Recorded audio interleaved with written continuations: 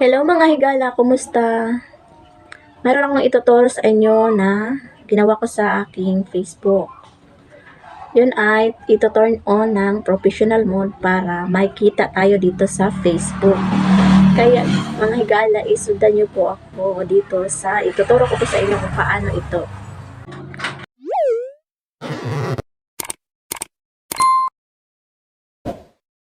Punta po tayo sa Facebook apps, click that, open po natin yon yung Facebook nyong account.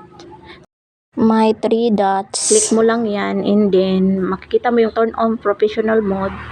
Click mo lang yan. Napupunta po tayo sa professional mode. I-turn on, click that.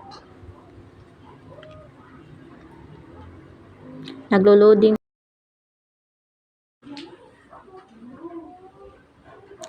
Professional mode setup. Dito po yung makikita ang ating add or edit your profile picture, add or edit your cover photo, add or edit your bio,